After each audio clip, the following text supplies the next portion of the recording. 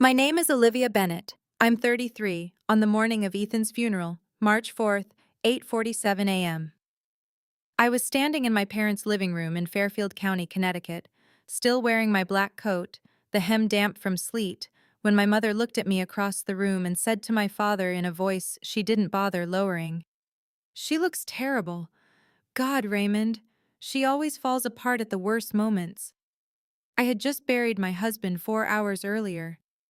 The ground had still been frozen when they lowered him in. My father cleared his throat and looked at the hardwood floor. My sister Brooke was sitting on the cream-colored sectional, scrolling her phone. Neither of them looked at me. "I'm right here, Mom," I said. My voice was quiet. Victoria Bennett turned to me with that particular expression I had known since I was 7 years old. The one that looked like concern but felt like a scalpel. "I know you are, sweetheart, that's why I'm saying it. Because someone has to take care of you now that Ethan's gone." And that was the word that split everything open. Now. Not, "I'm so sorry." Not, "Are you okay?" Not even, "Come, sit down. Let me get you something." Now that Ethan was gone. As if his absence had opened a door they had been watching for years, waiting for the lock to turn. Before I go on, if stories about standing up for yourself, about being the person in your family that everyone underestimated and everyone tried to diminish, mean something to you, please hit like and subscribe. And tell me in the comments, where are you watching from right now, and what time is it there? I want to know you exist, because I spent 33 years believing I was alone in this kind of room.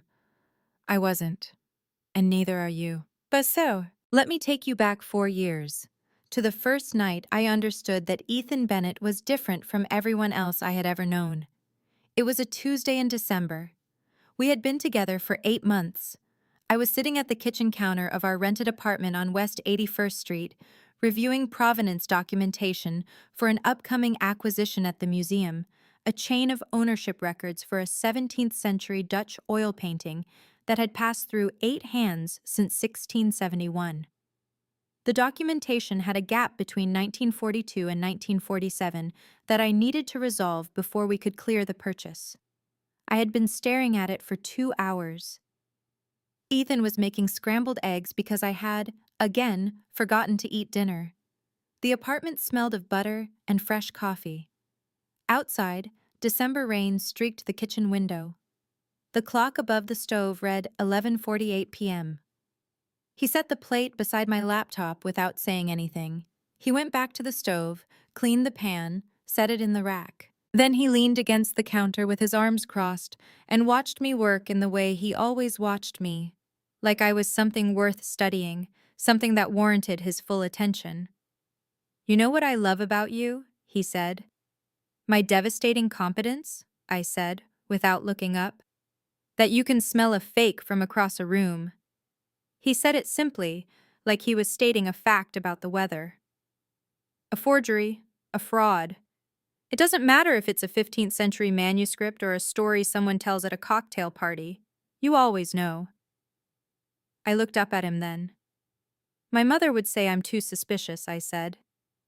"Your mother," Ethan said, carefully and deliberately, "doesn't know what she has in front of her." I held his gaze for a moment. He wasn't flattering me. He wasn't being romantic. He was being exact, the way he always was when something mattered. "Remember that," he said.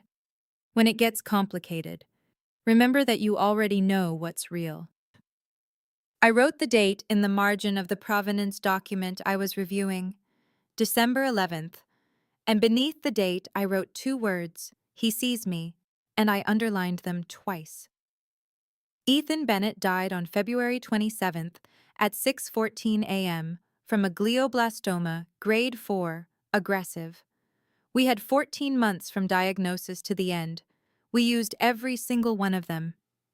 He proposed a second time on the roof of the Tribeca loft in July, in the rain, holding a ring he'd had reset because he said the original setting had never quite suited you the way it should. He said, "I'm going to protect you from everyone. I need you to trust me on that.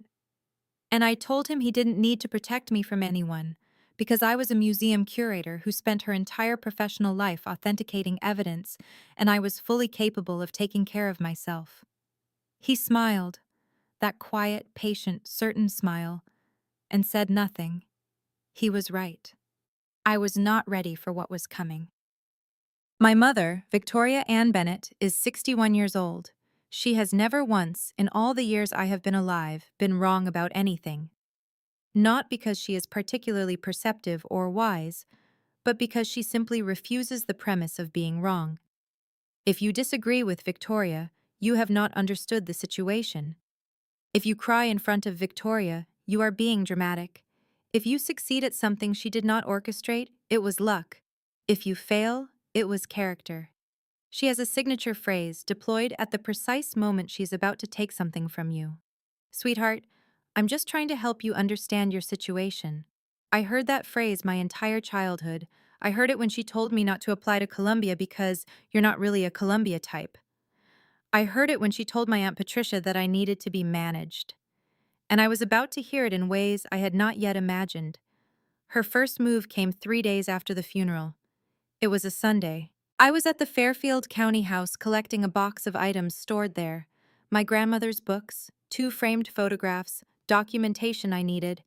My mother's sisters, Aunt Patricia and Aunt Cecile, had not yet left after flying in for the service. We were all in the kitchen. I had the box in my arms when my mother turned to Aunt Patricia and said, not to me, to Patricia, "We're so worried, of course. She was completely dependent on Ethan, financially, emotionally. She's never really been able to manage on her own." I set the box on the counter. "That's not true," I said. Victoria turned to me slowly. Controlled. Practiced. "Olivia, sweetheart, I have a job. I have a salary, my own bank account. I've been continuously employed since I was 22 years old. The museum pays her practically nothing," she said. Not to me, to Patricia. Like I wasn't standing 18 inches away. Ethan carried everything. Now she's going to need real guidance, real oversight. "I don't need oversight," I said. "I have a meeting with the estate attorney Thursday morning. I'm handling the estate myself." My mother looked at me. Just looked. And I saw something in that look. Not concern, not affection, something older than both of those things. Something that registered my statement about the attorney the way a chess player registers an opponent's move. "Of course you do, sweetheart," she said. "Of course." Aunt Patricia gave me a sideways glance I was meant to read as sympathy. It read as confirmation. She already believed my mother's account. Brooke was eating an apple at the island, staring at her phone. She had not said a single word. I picked up my box and walked to my car and sat in it for 11 minutes in the driveway of the house I grew up in, engine off, hands in my lap. I did not cry. Then I drove back to Manhattan, and I stood in the kitchen of the Tribeca loft for a long time, looking at the counter where Ethan used to make scrambled eggs, and I said out loud to the empty apartment, "What did you know that I didn't?" I had worked at the Whitmore Institute of Art and History on the Upper East Side for 9 years. My title was Senior Curator, Provenance and Authentication. What that means in practice, I verify that things are what people claim they are. I review documentation chains spanning centuries. I coordinate with forensic analysts and legal teams to authenticate acquisition histories, resolve gaps in ownership records, detect forgeries, identify fraud. I was good at it, exceptionally good, by any objective measure. My mother's description of my job, delivered to her sisters and the family friends and whoever else was in proximity. "She works at a little museum on the east side. It's more of a hobby, really." In the weeks following Ethan's death, I kept going to work. What else do? You make coffee. You review provenance records. You eat lunch at your desk and try not to think about the fact that the one person who ever looked at you like you were worth studying is gone. You just keep doing the work because the work is something solid, and the alternative, going home to the loft and sitting with the shape of his absence, is not something you can do for very long without coming apart. My colleague Margaret had worked beside me for 6 years. She was the kind of woman who appeared at your office door with a strong cup of tea without being asked and didn't make a performance of the gesture. She knocked on my door one afternoon in mid-March and stood in the doorway with a look on her face I didn't initially understand. "Your mother telephoned the front desk," she said. "Twice. She told our receptionist that you might be experiencing a breakdown and that the staff should keep an eye on you." I sat very still. "She said what?" "I told our receptionist you were fine." Margaret set a mug on my desk. "Because you are. I thought you should know regardless." I looked at my hands, flat on the desk in front of me. They were completely steady. The authentication report I'd been working on before she knocked had even careful handwriting across every line. My desk was organized. My calendar was current. I had not once in 3 weeks been late, or distressed in public, or given anyone any observable reason to be concerned. But my mother had called my workplace. My workplace. And she had said the word breakdown to a receptionist at the institution where I had worked for 9 years. She was building a record. I understood that then, in the specific professional way you understand something when evidence clicks into pattern. She wasn't calling out of concern. She was laying groundwork, seeding language, breakdown, fragile, doesn't manage well. I said evenly, "Thank you, Margaret." Then I opened my laptop and kept working, because I needed to think, and thinking had always come most clearly when my hands were doing something precise. The call from Marcus Webb's office came on Tuesday, March 19th, at 9:07 a.m. I was at my desk reviewing a provenance chain for a painting acquisition, the 1942 to 1947 gap I'd been working on, when my personal cell rang with an unfamiliar New York number. "Ms. Bennett, this is Sarah Cho from Webb, Holloway and Associates. Our firm represents the estate of Ethan Bennett. Mr. Webb would like to schedule a meeting at your earliest convenience." "I'll be there this afternoon," I said. A brief pause. "We have an opening at 2 o'clock." "I'll be there at 2. What I expected, a standard estate meeting. What I expected to hear. Some version of what Ethan and I had discussed in those 14 months. Everything goes to you. I've made sure of it. What I had not expected was the scope. Marcus Webb was a small man in his early 60s with the careful precision of someone who chose every word before he said it. He sat across from me with a file folder and, beside it, a sealed envelope. He did not open either immediately. "Before we discuss the estate documents," he said, "I want to ask you something. Has your family, your mother specifically, contacted you about your husband's estate in the weeks since his passing?" I sat very still. "Yes, several times." He nodded, not surprised, only confirming. "And have they made representations to you about your financial situation, your capacity to manage his affairs, suggested you might benefit from guidance or oversight of some kind?" "Sweetheart, I'm just trying to help you understand your situation." "Yes," I said. Marcus Webb opened the folder. The estate was larger than I had fully processed while Ethan was alive. 6 Manhattan Lofts, the Tribeca property where I lived, plus 5 additional units purchased across 12 years, all generating rental income. A villa on the North Shore of Long Island, property value $2.1 million. Bennett Strategic Consulting, the firm Ethan had built over 15 years, currently managed by a senior partner and valued at approximately $1.3 million. Total appraised value, $8.5 million. All of it, every asset, every account, every holding, had been left to me via a will last updated 6 months before Ethan's diagnosis. He updated it again 2 months before he died, Marcus said, added specific protective provisions, additional clauses. He slid the document across the desk. He was extraordinarily thorough. I looked at the document. My hands were steady.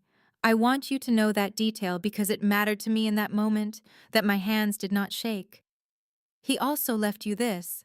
Marcus placed the sealed envelope on top of the file. Standard letter envelope, sealed with wax, dark blue, the impression of a small compass pressed into the seal. Ethan had a compass on his keychain for as long as I had known him, a small brass one he'd carried since his 20s. I had teased him about it more times than I could count. My name was on the front in his handwriting. I did not open it at the attorney's office. I tucked it into my bag and thanked Marcus Webb and shook his hand and walked out onto Park Avenue at 3:47 p.m. on a Tuesday and stood in the cold March air for a moment, just breathing. I held off until I was home, until I was sitting on the floor of the Tribeca loft with my back against the sofa and the envelope held in both hands, because some things deserve complete stillness before you face them. The compass pressed into the wax broke cleanly when I ran my thumb under the seal. The letter was 2 handwritten pages on Ethan's personal stationery, cream paper, his name at the top in small navy lettering. Dear Olivia, if you're reading this, then I'm gone, and your mother has already made her first move. I know this because I have been watching her make her moves for 4 years, and she is not as subtle as she believes herself to be. By now, she has told you that you can't manage, that you're fragile, that you need her guidance. She has probably said it in front of witnesses. I want you to know I saw it. I couldn't stop it while I was alive, not without making your life considerably harder in the short term. So I did what I could from here. Do you remember the night I made scrambled eggs and told you that you could smell a fake from across a room? I meant it as a compliment. I also meant it as a reminder. Use it now. The complete estate documentation is with Marcus Webb at Webb Holloway and Associates, 847 Park Avenue, Suite 1200, New York. You've already met him, I think. Trust him completely. He has been working on this for 2 years. Inside this envelope you will also find authenticated title copies to all 6 Manhattan properties, certified estate account statements spanning 12 years, documentation of your childhood trust fund, including a forensic audit I commissioned 18 months ago. The findings show irregular outflows totaling $1,496,400. Your parents have been siphoning from that trust since your 21st birthday, routed through shell companies I've identified in full. I commissioned a second opinion. Both audits reach identical conclusions. Copies of correspondence that will be relevant when the time comes. You are not fragile. You are not someone who requires management or oversight or protection from her own decisions. You are the most precise, careful, thorough person I have ever known, and you spent your whole life in a family that treated exactness as a character flaw. Don't let them take what's yours. You never needed anyone's permission to protect yourself. I just want you to know you have mine. All my love, always. Your navigator. That was what he called me when no one was listening. Navigator. Because I always knew where I was going even when the road wasn't clear. I read the letter 3 times. Then I set it on the hardwood floor beside me and sat in the quiet of the loft and let myself understand what the documents in that envelope meant. $1,496,400. My childhood trust fund, the one my grandfather had established for me before he died when I was 9.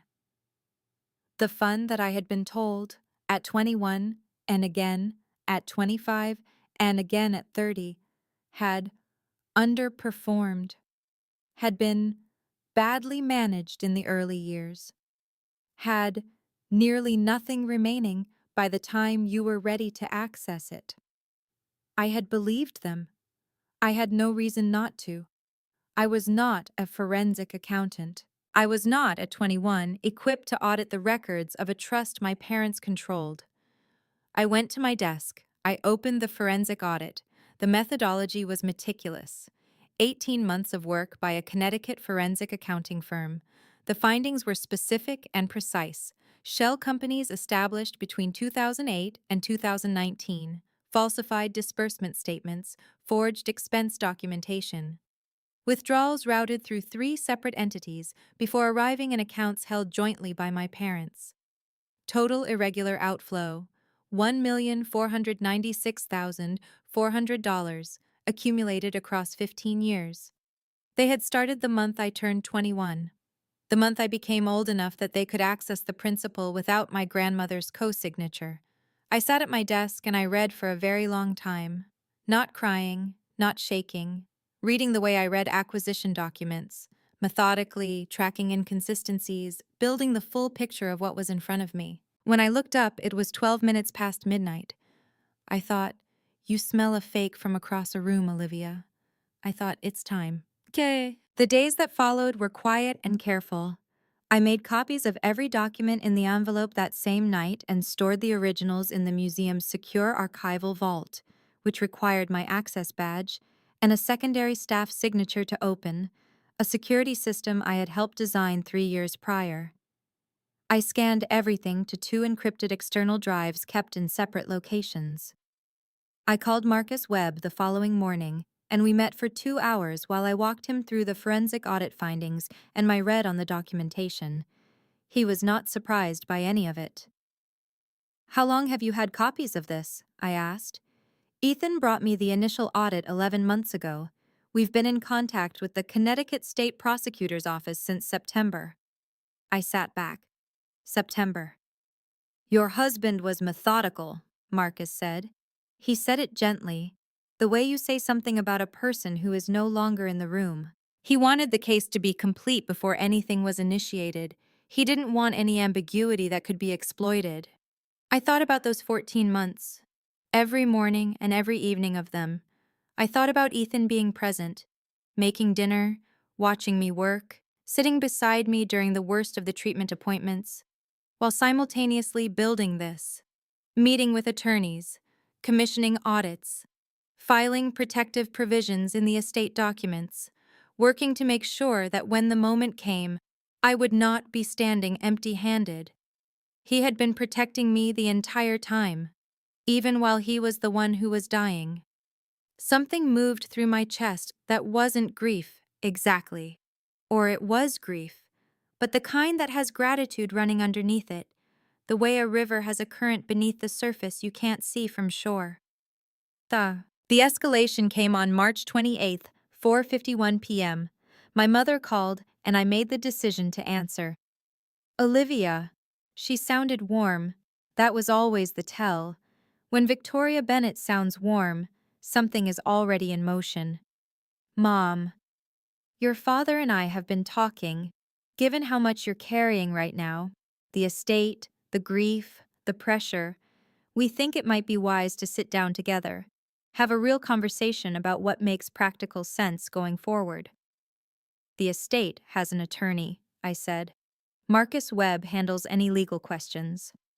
A pause. "Sweetheart, this isn't a legal question. This is family. This is about making sure you have the right support around you." She paused again. "Dr. Ellis has been very helpful to us in thinking this through." I kept my voice completely level. "Who is Dr. Ellis?" "He's a family friend, a physician, someone whose perspective we trust. We think it would be good for you to meet him, just informally." "What kind of physician?" "He works in psychiatry." She said it lightly, like it was incidental. "But this is just a conversation, Olivia. Nobody is suggesting anything formal. We just want to understand where you are right now." Assess. That was the word she'd used when I first pressed her.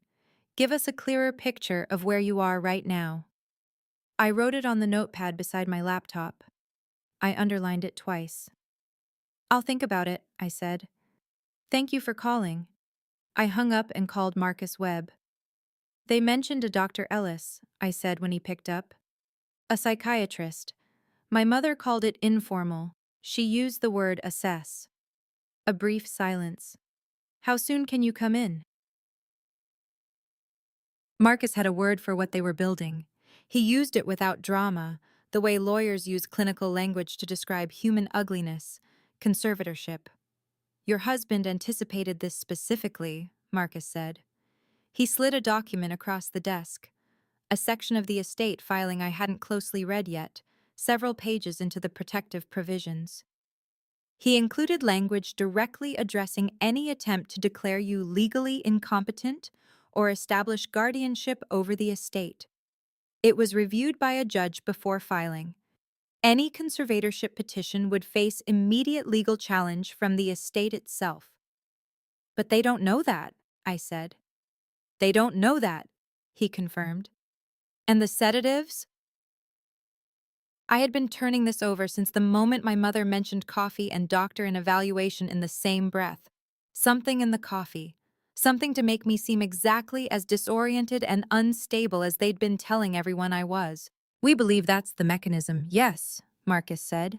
Make the evaluation credible. Establish a medical record. Move for emergency conservatorship on the basis of incapacity. $8.5 million, I said. $8.5 million, he agreed. I sat for a moment in the particular stillness that falls when something you have been almost knowing for weeks finally becomes fully known. If they're going to try to build a case, I said slowly, they need the evaluation to actually happen. Marcus looked at me. Are you willing to let them proceed further? He said. With appropriate precautions in place? I thought about Ethan. About 14 months of quiet, patient, meticulous preparation. About a compass pressed into blue wax. About the fact that he had made scrambled eggs every time I forgot to eat dinner for 4 years, and never once made me feel like that was something I needed to be ashamed of. Yes, I said. My mother called 4 days later, on a Wednesday morning. She invited me to Fairfield County for the weekend.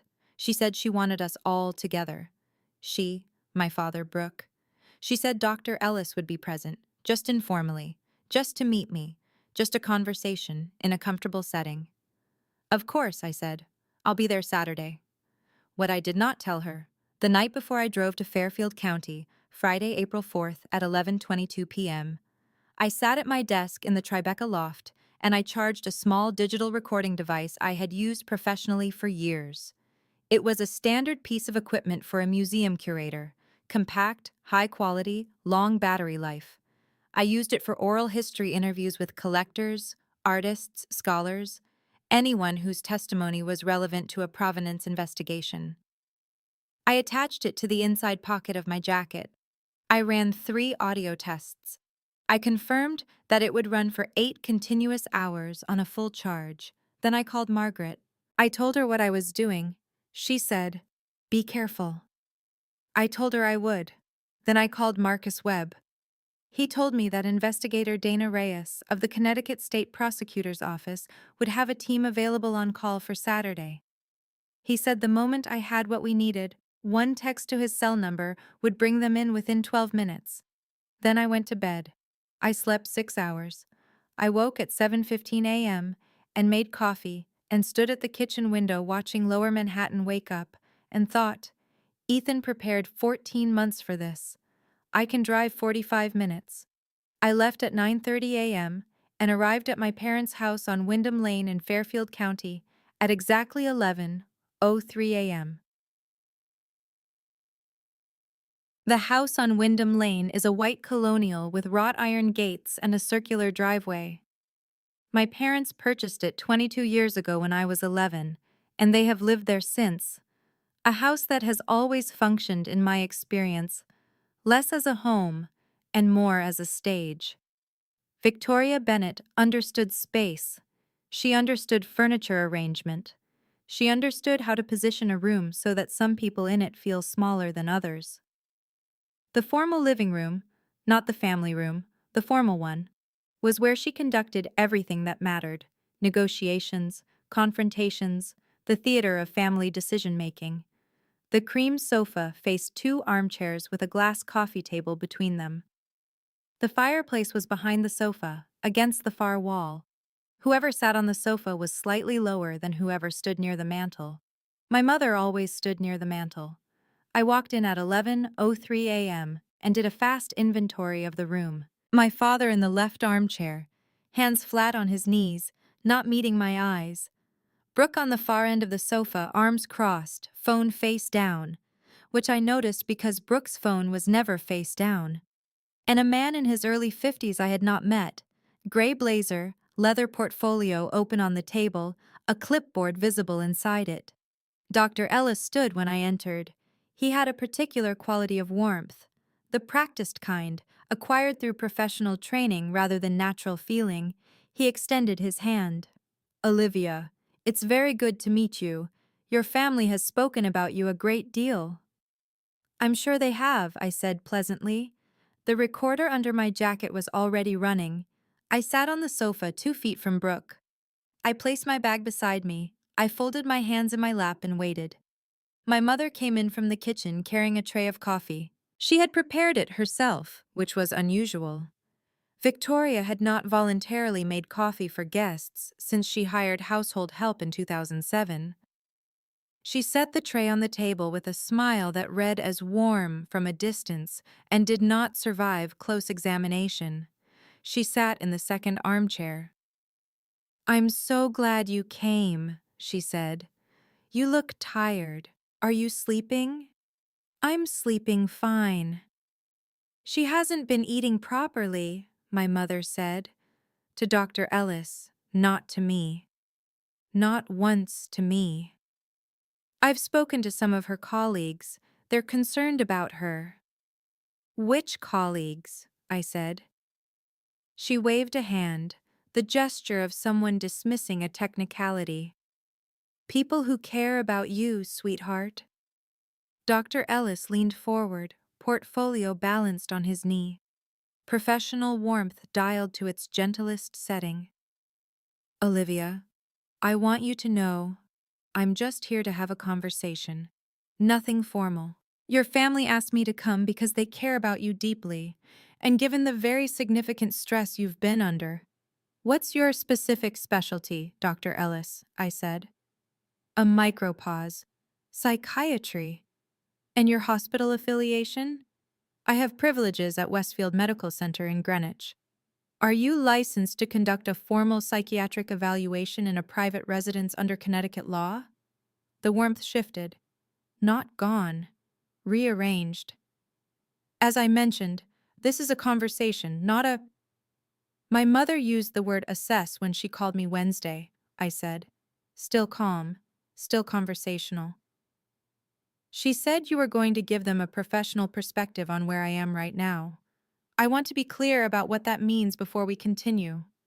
My mother's voice cut across the room. "Olivia, stop performing. I'm asking a clarifying question." She does this. And now Victoria turned to Ellis, and her voice dropped into the register I knew best. Not warm, not scalpel, but the lowest and most unguarded one, the honest one. "She becomes clinical when she's frightened. She deflects into interrogation mode. She's done it since childhood. It's a defense mechanism.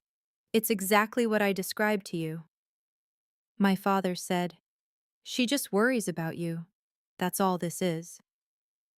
Brooke had gone very still beside me. Her hands were in her lap. She was looking at the far wall. Dr. Ellis made a note on his clipboard. I reached for the coffee my mother had poured. I looked at it. I set it back down without drinking. "Dr. Ellis," I said, "I'd like to ask you something about the timeline of your involvement with my family, if that's okay." But it was my mother who spoke. She had stood up from her chair. I hadn't seen her move. One moment seated, the next standing, the fireplace behind her. She was speaking to Ellis, but she was looking at me. Looking directly at me with the expression I had first catalogued at 7 years old, the one that looked like concern and felt like something much colder. "This is exactly what I told you about," she said. Her voice was controlled and even and carried the authority of someone who believes absolutely in their own version of events. "She's not stable. She's been erratic and disconnected since the funeral. The people around her right now, the attorney, her colleagues, they're taking advantage of someone who is clearly not capable of managing what she's inherited. She needs protection. She needs us." She paused. "Once the doctor declares her unfit," she said, and she was still looking directly at me, still using that voice. "We take control. She's unstable. The estate needs to be properly managed, and she is not the person to do it. The room went completely silent. My father sat motionless in his chair. Brooke made a sound. Not a word, something smaller than a word, something involuntary. Dr. Ellis had set his clipboard down. I reached into the inside pocket of my jacket. I pressed one button on the recorder. The file stopped.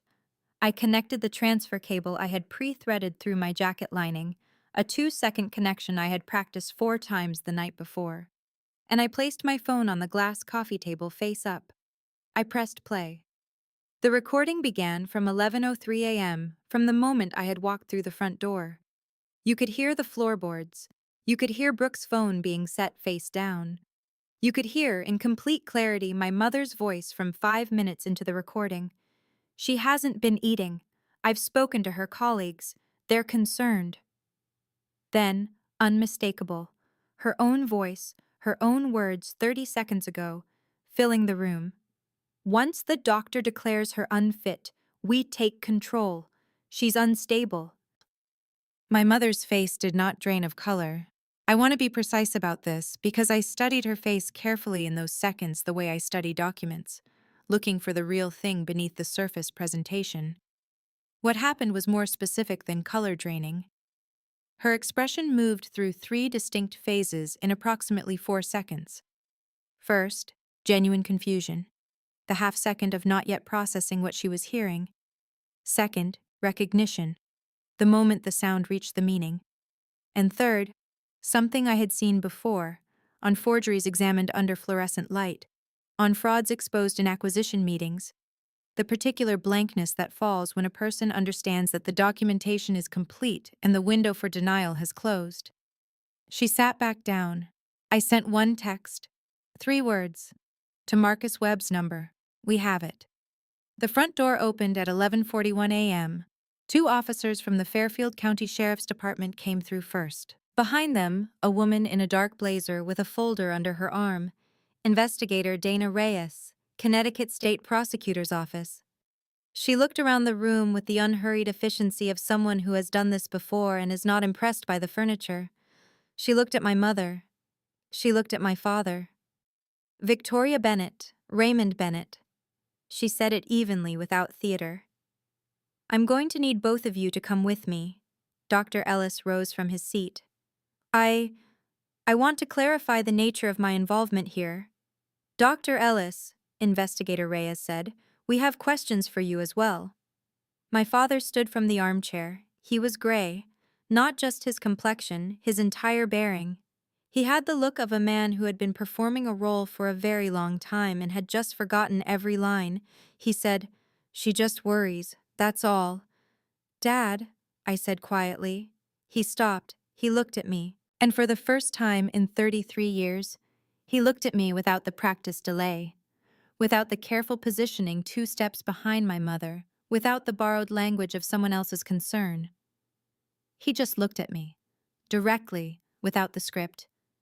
And I saw, beneath all of it, something I did not have a name for. Not regret. Something more complicated than regret.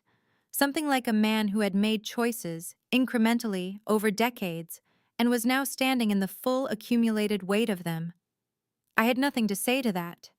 There were no words adequate to the distance between us. So I said nothing. I let him stand in it. I looked at Brooke. She was sitting on the sofa exactly where she'd been for the past 40 minutes, hands in her lap, phone face down beside her. She was looking at me with an expression I didn't have a name for. Not guilt, not shock, something between them. Something like a person who has been standing in a cold room for so long, they've forgotten what it felt like before. She had not spoken once during the entire hour. She had not protested. She had not warned me. She had not helped them, and she had not helped me. And that was its own kind of choice. You didn't have to be part of this, I said to her. She didn't answer. I didn't wait for one. I picked up my bag. I shook hands with Investigator Reyes. I walked out of my parents' house in Fairfield County at 11:47 a.m. on a Saturday in April. The sky was the same clear sky it had been when I arrived. pale blue, high and cold, the kind of sky that doesn't care what happens underneath it. I got into my car.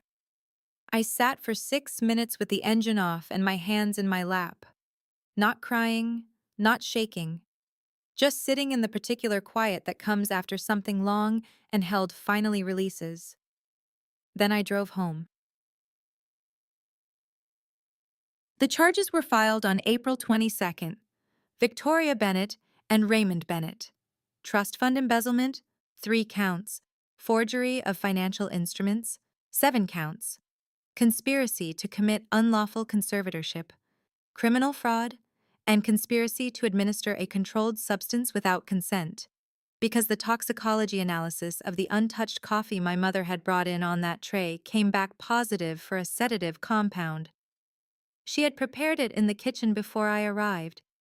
She had been prepared to medicate her own daughter to make the psychiatric evaluation credible, to make me seem exactly as unstable as she had been telling everyone I was for weeks while the doctor wrote it down.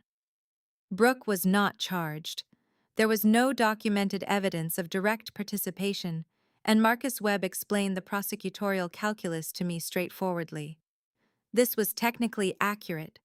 It was also not the complete story. But I had decided, somewhere in those 6 quiet minutes in the car on Wyndham Lane, that I was finished being the custodian of stories that did not belong to me. Dr. Ellis's license was suspended the same week. It would later emerge that he had conducted 2 similar private evaluations for other families with contested estates in the prior 14 months. He had never filed a formal evaluation in any of those cases. The goal was never the official documentation. The goal was the presence of a psychiatrist, the suggestion of professional concern, a name on a record, a vocabulary, unstable, unfit, incapacitated, seated carefully into family conversations and phone calls to workplaces and whatever other record could be constructed. He knew exactly what he was being retained to do, and he had done it before. I went to Ethan's memorial at the Riverside Garden on a Wednesday in May, a small courtyard garden we had chosen together, because he liked the way the afternoon light moved through it. There was a bench we had selected, and a small engraved stone, and a climbing rose that wasn't yet in bloom. I sat on the bench for a while. It was a warm day, the kind of day that arrives in New York in May like a correction, suddenly, generously, as if the city is apologizing for February. I said, "You were right. I didn't need anyone's permission." A pigeon walked across the path in front of me, stopped, reconsidered, and walked back. I laughed. A real one. The first in 2 months that came from somewhere genuine rather than social necessity. It surprised me. I said, "I still can't get the scrambled eggs right. I've tried 4 times. They go rubbery. I don't know what you did differently." I sat in the May afternoon for a while longer. I thought about 14 months of someone doing 2 things at once, being present and preparing, being there every day and also quietly ensuring I would be okay when every day was over. Then I went home. It is now 9 months later, January, cold and still in Lower Manhattan, the light coming in flat and silver through the loft windows. I kept the Tribeca loft. It took 3 weeks before I stopped thinking of it as ours and started thinking of it as mine, and that transition felt like a small betrayal for a while before it started to feel like survival, which is what it was. I kept Bennett Strategic Consulting. I brought in a permanent managing director, a woman named Christine Park, who was Ethan's most senior associate and who loved the firm with the same particular devotion Ethan had. And I don't manage the day-to-day, but it runs, and it's still called Bennett Strategic, which means his name moves through the world in something that works. I gave 2 of the 6 Manhattan Lofts, units in Washington Heights and Crown Heights, to a nonprofit housing organization for working artists, subsidized long-term rental with maintenance support. I thought Ethan would have liked that. I thought about it for 2 weeks before I did it, and I still think about it sometimes, but I think it in the right direction. The Long Island villa I rented out for the spring. I've scheduled a week there in July, just myself, with no agenda beyond sitting in the rooms and figuring out how I feel about them. I still work at the Whitmore Institute. I'm now the Director of Provenance. It's a new title they created, which is a generous way of saying they recognize that what I had been doing for 9 years was more than the previous title reflected. In practice, it means a larger budget, more forensic consultants on contract, and slightly better coffee in the break room. Margaret brought a succulent for my new office.